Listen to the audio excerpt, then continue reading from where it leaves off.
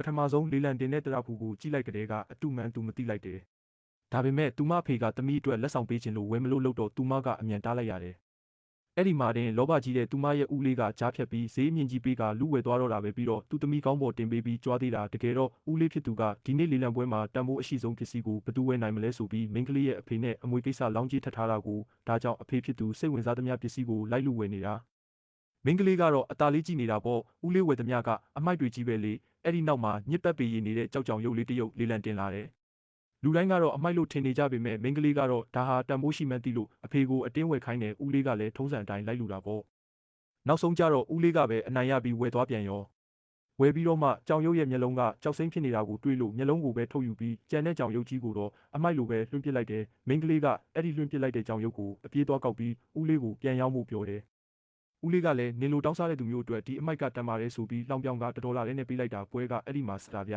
။ပစ္စည်းတွေကိုပညာရှင်နဲ့စစ်ဆေးတဲ့အခါဦးလေးဝယ်ထားတဲ့တရဖူတွေကအတုတွေဖြစ်နေတယ်သူ30 မီလီယံလောက်အကုန်ခံပြီးလူဝယ်ထားတဲ့မျက်လုံးနှလုံးကလည်း$5 သိန်းလောက်ပဲတန်တာ။အဲ့ဒီမှာမိန်းကလေးကသူမရဲ့$တန်ကြောင်ရုပ်ကြီးကိုစခိုင်းနဲ့ပထမတော့တာမန်ကြောက်ခဲပဲလို့ထင်ရပေမဲ့အပြင်ဘက်အလွှာတွေကိုခွာလိုက်တဲ့အခါမှာတော့အထဲမှာတကိုယ်လုံးကြောက်စိမ့်အစစ်နဲ့ထုလုပ်ထားတဲ့ကြောင်ရုပ်ကြီးပေါ်လာတာပေါ့အဲ့ဒီကြောင်ရုပ်ရဲ့တန်ဖိုးကအနည်းဆုံး$5 ဘီလီယံလောက်ရှိတယ်တဲ့ဗျာ။အဲ့ဒီသတင်းကိုလည်းကြားလိုက်ရောလောဘကြီးတဲ့ဦးလေးကြီးခမညာရင်ဘက်ကိုဖိပြီးတခါတည်းကွဲချင်းပြီးမေးလဲသွားတော့တာပါပဲ။